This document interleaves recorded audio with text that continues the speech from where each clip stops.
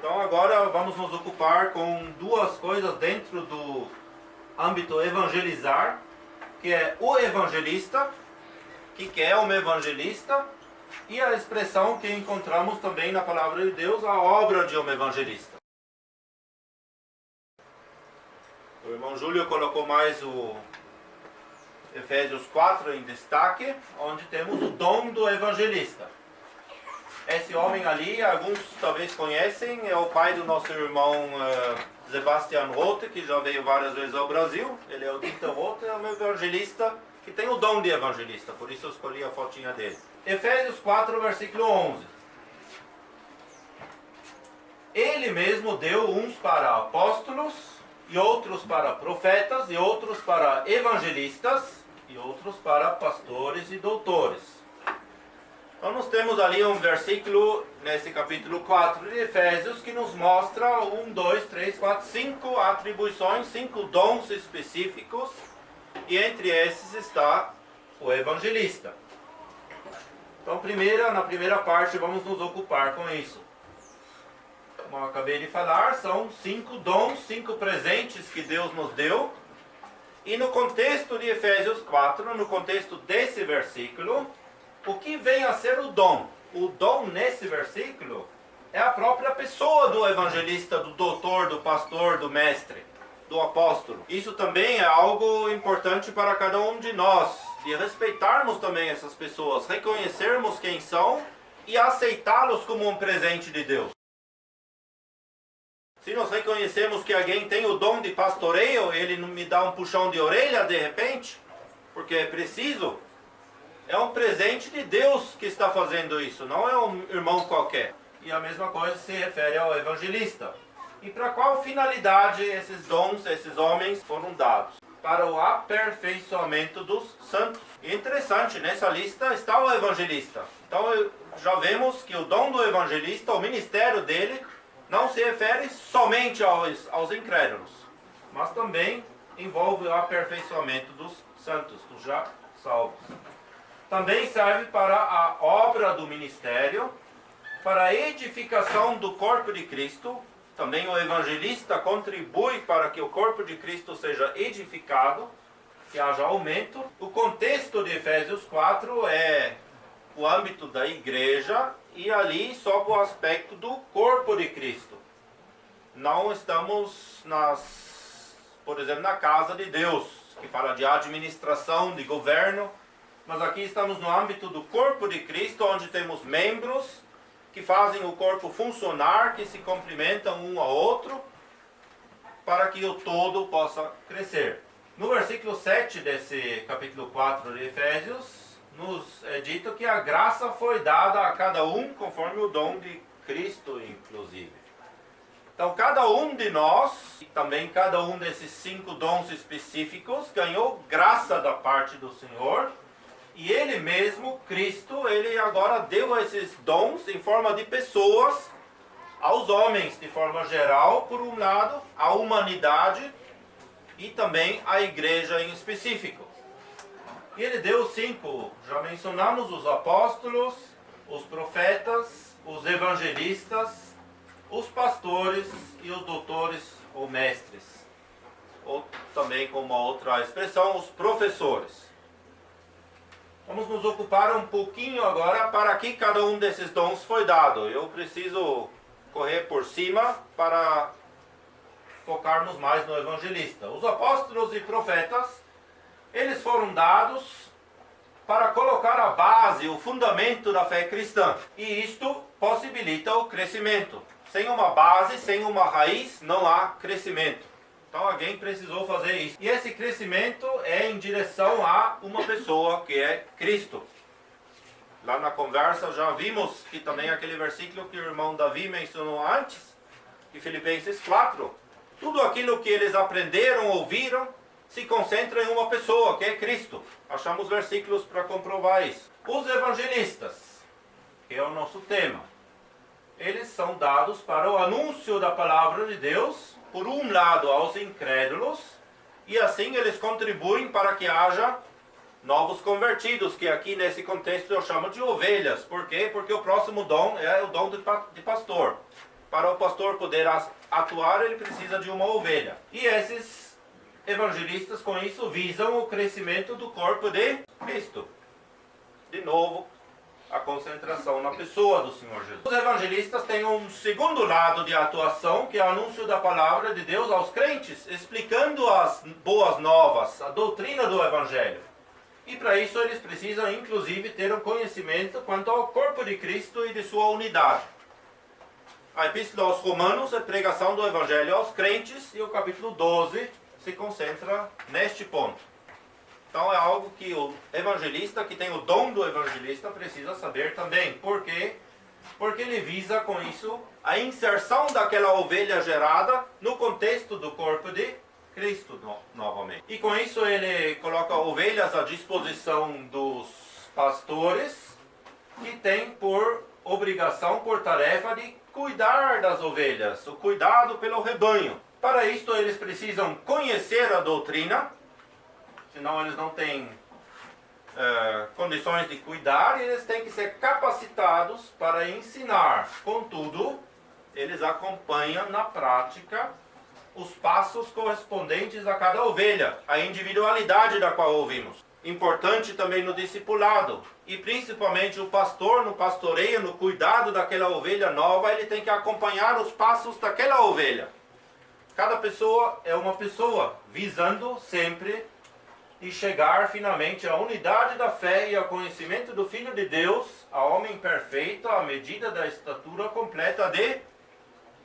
Já sabem o que vem agora? Cristo. É o versículo lá de Efésios 4, versículo 13. Então aqui temos justamente aquele ponto da individualidade. Cada pessoa é uma pessoa, tem as suas limitações, precisa de um ensino específico, tem um aprendizado à sua velocidade. Cada um aprende diferente, de maneiras diferentes, às vezes os mesmos conceitos, mas tem que ser ensinado de outra maneira e assim por diante. Por fim, então, temos os doutores e mestres, ou professores, e essas pessoas foram capacitadas pelo Senhor a ensinar a doutrina bíblica de forma inteligível, de forma lógica, de uma forma compreensível, de uma forma didática.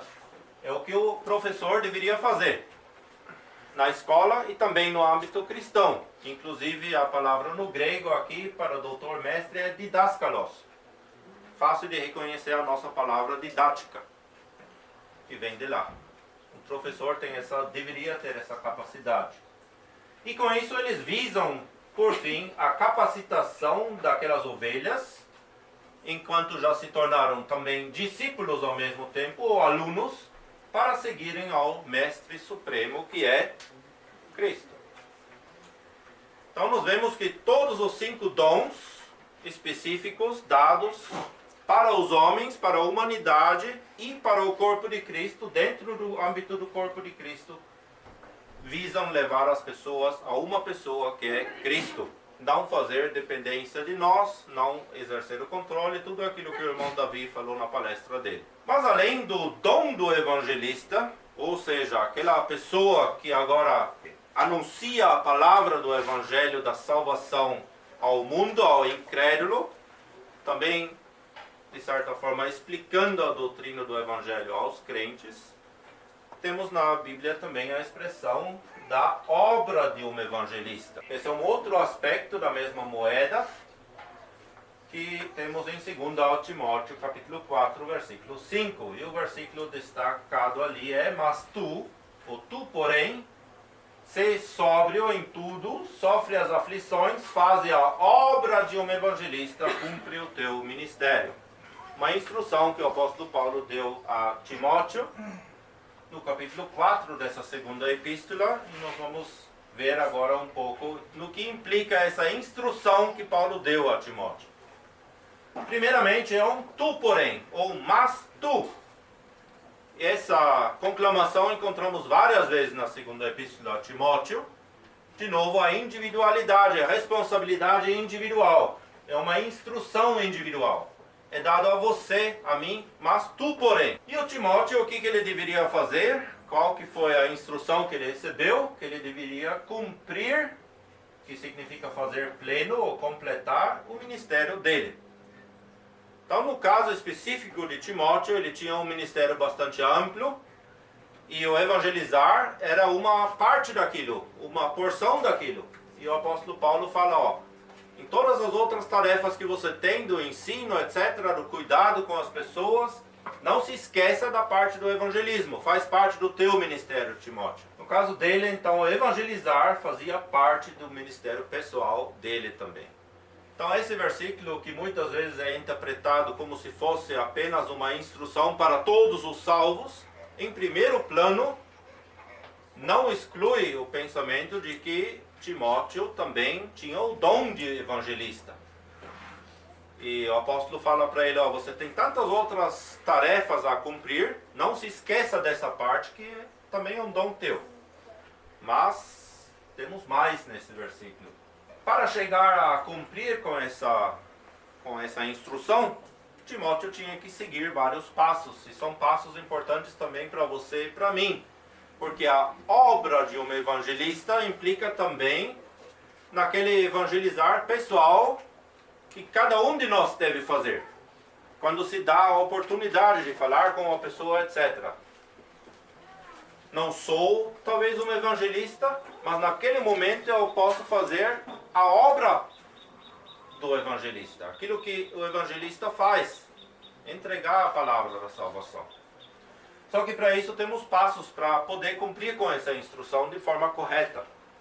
E não é à toa que a instrução está em 2 Timóteo capítulo 4. Antes disso vem outras coisas. O primeiro passo temos em 2 Timóteo 2, nos versículos 21 a 22. Esse capítulo nos fala da separação dos vasos para a desonra e seguir com os que com o coração puro invocam o Senhor. Então, nos pensamentos de Deus, a separação positiva no âmbito eclesiástico, ou seja, a separação do mal para o Senhor Jesus, em direção ao Senhor Jesus, faz parte, é inseparável do evangelismo. É imprescindível se queremos obedecer plenamente ao Senhor e ter capacidade, pois, para ensinar a Cristo e toda a doutrina bíblica, a separação é precisa. Precisamos fazer ambas as coisas, a separação e a obra de um evangelista. Então, a mistura no evangelismo dificulta, no mínimo, se não impossibilita, o crescimento do recém-convertido. Se nós nos limitarmos a uma certa associação no evangelizar com cristãos queridos, irmãos queridos, irmãs queridas, que não têm a compreensão plena das verdades bíblicas, nós criamos justamente um crente recém-convertido que vai se desenvolvendo apenas até um certo nível, porque depois vai ter empecilhos de ensinar toda a verdade para ele. O passo 2, dentro desse contexto, é 2 Timóteo 3, versículo 10. Aquilo que você tem seguido, tem acompanhado e tem reconhecido a doutrina, isso você deve também praticar e repassar a outros. Então, esse versículo de 2 Timóteo 3, versículo 10. 2 Timóteo 3, versículo 10, apenas para ler o versículo, é um outro tu, porém, tens seguido a minha doutrina, modo de viver, intenção, fé, longanimidade, amor, paciência e assim por diante. Tem várias outras coisas ali. Então, implica em uma vida prática, eu mesmo praticando aquilo que aprendi. O passo 3, então, é no versículo 14 do capítulo 3 de 2 Timóteo, tu, porém, permanece naquilo que aprendeste e de que foste inteirado, sabendo de quem o tens aprendido. Isso implica na responsabilidade de aprendermos também com as pessoas certas, ou das fontes corretas, das fontes certas, não com qualquer coisa que vemos no âmbito cristão. Sempre julgando aquilo que aprendemos com a palavra de Deus, medindo na palavra de Deus se as coisas de fato são assim, e permanecer naquilo que aprendemos, ficar estabelecidos naquilo. E o passo 4, então, finalmente, é 2 Timóteo 4, versículo 5. Tu, porém, se sóbrio em tudo, sofre as aflições, faz a obra de um evangelista, cumpre o teu ministério. Então, temos vários estágios também ali. Ser sóbrio, espiritualmente falando, e o contexto ali no versículo 3 são justamente amontoar para si doutores ou mestres conforme as suas próprias concupiscências, não conforme a palavra de Deus. Sofrer as aflições, os sofrimentos que estão envolvidos na carreira cristã. Fazer então a obra de um evangelista, cumprir o teu ministério, não o ministério de fulano ou ciclano. O Senhor tem dado alguma coisa para mim e para você. Todos nós somos diferentes, naturalmente e individualmente diferentes. Temos dons diferentes da parte do Senhor, capacitações diferentes. A minha palestra é diferente da palestra do tio Davi, a dele é diferente da minha, mas as coisas se complementam se cada um de nós faz o seu ministério. Se eu tento imitar o tio Davi, não vai dar certo. Se ele vai tentar imitar o Bernardo, não vai dar certo. E se você tenta imitar o estilo da mensagem de um outro irmão, não vai dar certo. Você é você. Você pode aprender do outro. Imitar a fé daquele irmão. Como a palavra nos diz, o apóstolo Paulo diz, imitar a mim como eu estou imitando Cristo. Isso sim. Mas não ser uma cópia do outro. Voltamos à instrução desse versículo. Tu, porém, cada situação de repente requer uma palavra do evangelho em particular. Aí entra essa parte da obra do evangelista. Faz você a obra do evangelista conforme o Senhor te dá as oportunidades e conforme o seu jeito, da sua maneira. Ser você. De repente você não consegue falar muito bem. Você consegue de repente entregar um folheto, um devocional, um livretinho, discernindo a ocasião correta para qualquer uma dessas coisas. Você de repente não sabe as respostas todas, mas você pode encaminhar uma alma recém-convertida a um outro irmão ou até uma outra irmã com mais experiência do que você. Por quê? Para que essa pessoa leve aquele recém-convertido a Cristo. Sempre voltamos a esse ponto. A obra do evangelista, portanto, requer sabedoria. No outro campo jovem a gente se ocupou bastante com sabedoria. Requer, às vezes, não ser insistente demais. Tivemos lá na Alemanha um irmão, ele sempre falava assim, a gente pode pregar uma pessoa para ficar morta. Ela ouve tanta coisa que ela nem tem vontade de se converter. Então não insistir demais e tampouco fazer ou falar de menos. Sabedoria. Importante é praticar e viver. Temos então o Senhor Jesus por um lado.